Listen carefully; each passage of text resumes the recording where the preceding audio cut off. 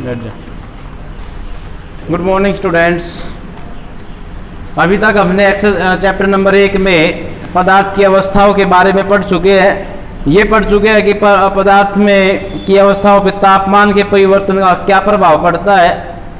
ये पढ़ चुके हैं कि कोई पदार्थ ठोस अवस्था से जब द्रव अवस्था में बदलता है तो उसको उसका गलनांक कहते हैं। द्रव अवस्था से गैस में बदलता है तो उसको उसका क्वथनांक बोलते हैं। अब कुछ पदार्थ ऐसे भी हैं कि जो ठोस से सीधे द्रव में गैस में बदल जाते हैं, ठीक है, तो उनके बारे में हम पढ़ने वाले हैं। तो जो पदार्थ ठोस अवस्था से द्रव अवस्था में नहीं बदलते, सीधा ही गैस अवस्था में बदल जाते हैं, इस प्रक्रिया को बोलते हैं ऊर्ध्वपातन।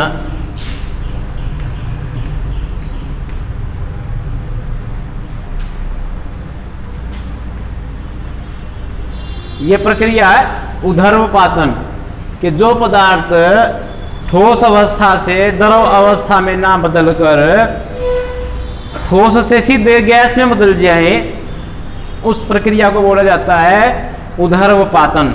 ठीक है, इसका एक उदाहरण लेते हैं हम। थोड़ा सा कपूर या अमोनियम क्लोराइड ले लें और इसे चूर्ण करके चीनी की मतलब चाइना डिश में डाल ले। एक कीप को उल्टा करके इस प्याली के ऊपर रख दे, कीप के एक सिरे पर रुई का टुकड़ा रख दे, जैसे कि आप किताब में देख सकते हो चित्र 1.7। अब धीरे धीरे इसको गर्म करें तो हमें ये पता चलेगा जो हमने अमोनियम क्लोराइड लिया था वो धीरे धीरे गायब हो रहा है। वो गायब हो गया, कहाँ चला गया? वो सीधा ही ठोस अवस्था से गैस अवस्था में बदल चुका है। और गैस अवस्था में बदलने पर अब वो जो गैस अवस्था में, क्योंकि हमने उसके बाहर रुई लगा रखी है कीप के ऊपर, तो वो जो बाहर तो गया नहीं है अमोनियम क्लोराइड गैस अवस्था में बदल करके, वो वहीं पर कीप के किनारों पर चिपका हुआ आपको मिल जाएगा जब कीप ठंडी हो जाएगी। तो द्रव अवस्था में परिवर्तन हुए बिना ठोस अवस्था से सीधे गैस में वापस ठोस यानी गैस अवस्था से वापस ठोस में बदलने की प्रक्रिया को बोलते हैं ऊर्ध्वपातन। अब दाब में परिवर्तन का क्या प्रभाव पड़ता है किसी भी वस्तु पर? दाब परिवर्तन का प्रभाव,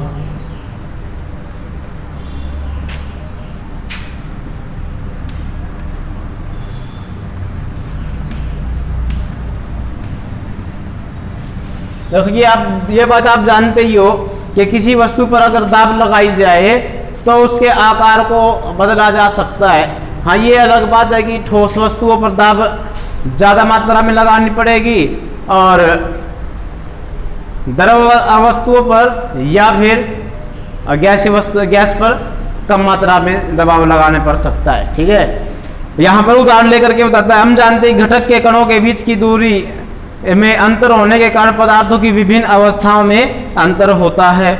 किसी सिलेंडर में भरी गैस पर दाब लगाने एवं संपीड़न करने पर हम देखते हैं कि देखो यहाँ पर एक चित्र में दिखा रखा है, एक सिलेंडर में जब हम दाब बढ़ा रहे हैं तो 3 सिलेंडर लेकर के दिखाए हुए हैं कि दाब बढ़ाने पर क्या हो रहा है। पहले सिलेंडर में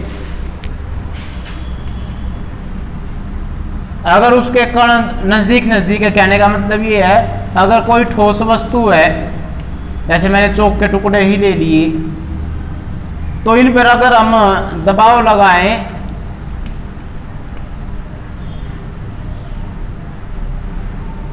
तो इनको कम मात्रा में दबाया जा सकता है पिस्टन की सहायता से अगर हम दबाव लगाएं तो। ऐसे ही द्रव पे थोड़ा बहुत दबाव लग सकता है।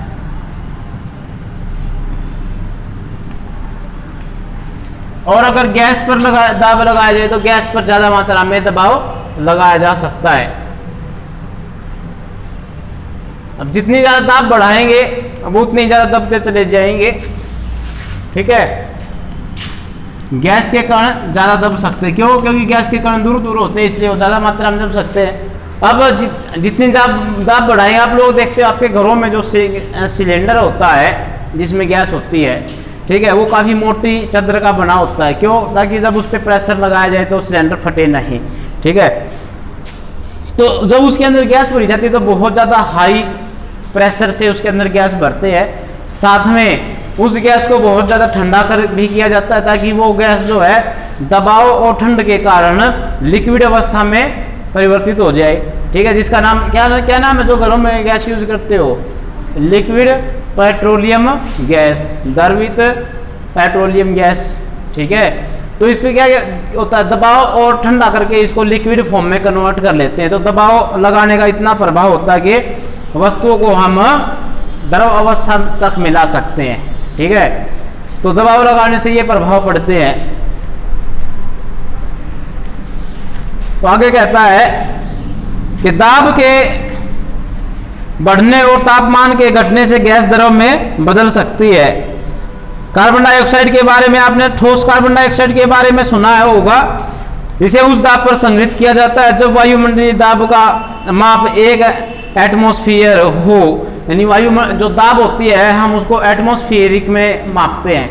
जैसे हमारे वायुमंडल का जो दाब है, सभी के ऊपर वायुमंडल का दबाव लगा हुआ है। आप लोग 8वीं क्लास में पढ़ते हो, हमारे ऊपर भी, क्योंकि वायुमंडल में जितनी भी गैसें हैं या जो भी कण हैं, धूल कण है, वो सभी हमारे ऊपर दबाव डालते हैं। आप लोग इसका एक एग्जांपल ले सकते हो कि आप लोग देखते हो जब आप किसी बोतल में गर्म पानी डाल करके उस पानी को वापस निकाल दे और बोतल का ढक्कन तुरंत बंद कर दे और कुछ देर खाली रखने पर बोतल को खाली रख दोगे तो आप देखोगे कुछ देर बाद बोतल ऑटोमेटिकली पिचक जाएगी। क्यों पिचक गई? क्योंकि उसके अंदर की जो है वायु निकल गई है गर्म होने के कारण।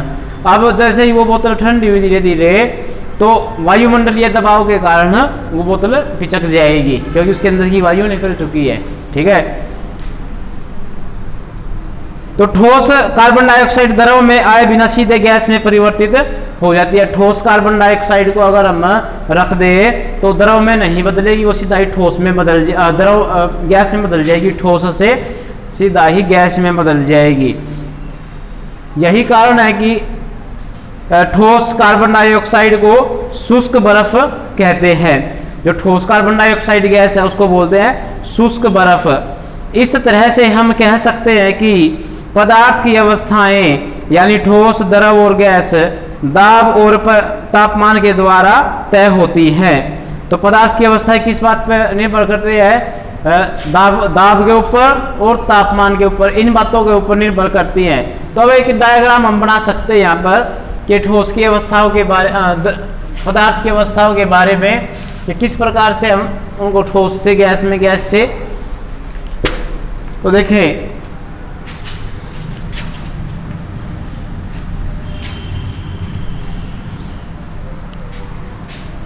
ये ठोस अवस्था,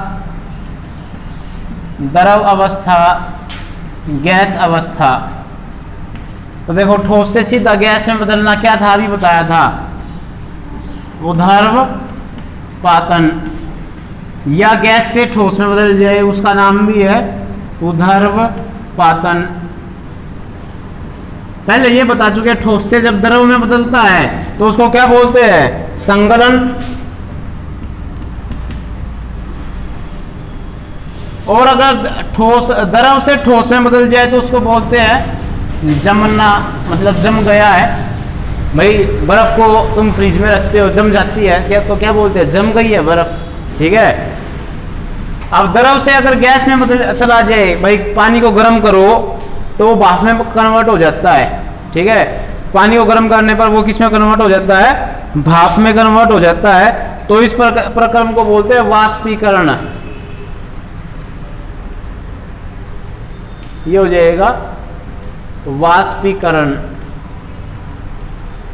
और अगर गैस से द्रव में बदल जाए, गैस से किस में बदल जाए? द्रव अवस्था में बदल जाए तो इसको बोलते हैं संघनन। संघनन। ठीक है, तो ये बातें याद रखनी है आपने। भाई ठोस से द्रव में बदल जाए तो संघनन, द्रव से ठोस में बदले तो जमना, द्रव से गैस में बदले तो वाष्पीकरण, और गैस से द्रव में बदले तो संघनन। जैसे बादलों में होता है, वाष्प के रूप में पानी होता है, फिर वो बात धीरे धीरे से बूंद बन के नीचे गिर जाता है, संघनन होता है उनमें। और अगर ठोस से सीधा गैस में बदल जाए तो ऊर्ध्वपातन, या गैस से सीधा ठोस में बदल जाए तो भी ऊर्ध्वपातन बोलेंगे उसको। ठीक है, तो ये टॉपिक था। अब आगे अगला टॉपिक है इसमें वाष्पीकरण। तो वाष्पीकरण क्या है, यहां पर अभी पढ़ा तुमने कि जब पदार्थ द्रव अवस्था से गैस अवस्था में बदल जाता है तो उसको बोलते हैं वाष्पीकरण। जब पदार्थ द्रव अवस्था से गैस अवस्था में बदल जाए तो उसको बोलते हैं वाष्पीकरण। पदार्थ की अवस्था बदलने के लिए सदैव ऊष्मा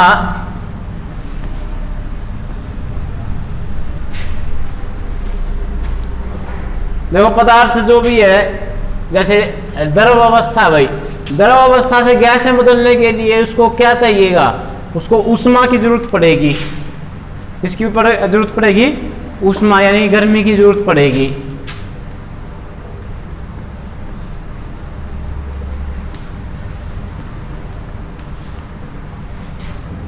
तो पदार्थ की अवस्था बदलने के लिए क्या सदैव ऊष्मा या देना या दाब बदलना आवश्यक है।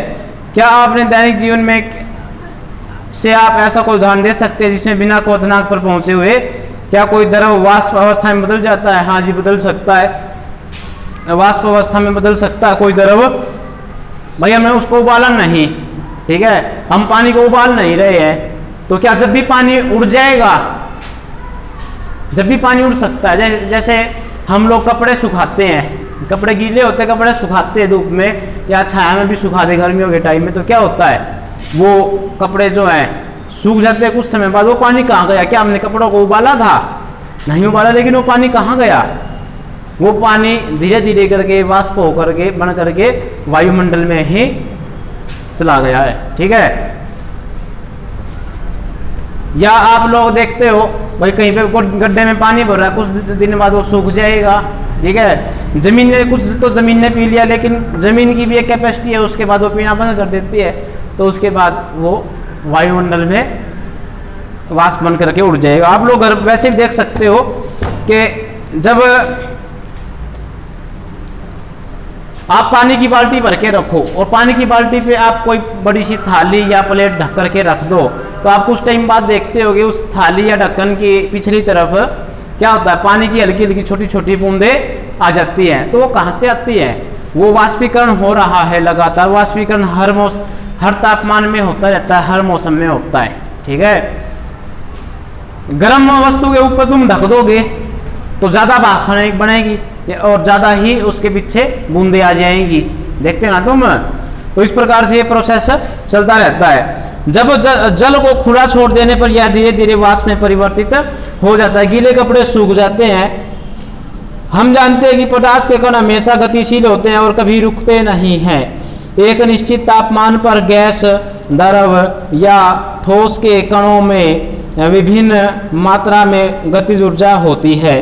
द्रवों में सतह पर स्थित कणों के कुछ अंशों में इतनी गतिज ऊर्जा होती है कि वे दूसरे कणों के आकर्षण बल से मुक्त हो जाते हैं। क्वथनांक से कम तापमान पर द्रव के वाष्प में परिवर्तन की इस प्रक्रिया को बोलते हैं वाष्पीकरण। यानी क्वथनांक से, यानी बिना उबाले ही जब कोई वस्तु भाप यानी गैस अवस्था में बदल जाती है, द्रव अवस्था से गैस अवस्था में जब कोई वस्तु बिना क्वथनांक बिंदु पर पहुंचे, यानी बिना उस पॉइंट पे पहुंचे जहाँ पे वो उबलती है, जैसे पानी 100 डिग्री पर उबलता है, तो क्या कपड़ों का टेम्परेचर 100 डिग्री करना पड़ा? नहीं, वो ऑटोमेटिकली भाप में बदल गया पानी। तो इस प्रक्रिया को बोलते हैं वाष्पीकरण के। क्वथनांक बिंदु पर पहुंचे बिना द्रव का गैस में परिवर्तित हो जाना वाष्पीकरण कहलाता है। ये है मेन सही डेफिनेशन वाष्पीकरण की। ठीक है, तो इतना ही करते हैं आज। बाकी हम वाष्पीकरण को क्या क्या बातें प्रभावित करती है इसके बारे में अगले लेक्चर में चर्चा करेंगे कि किस किस बात से वाष्पीकरण प्रभावित होता है। क्या वाष्पीकरण को तेज भी किया जा सकता है या वाष्पीकरण उतनी ही स्पीड से होगा जितनी स्पीड से वो चलता है। तो इसके बारे में कल चर्चा करते हैं।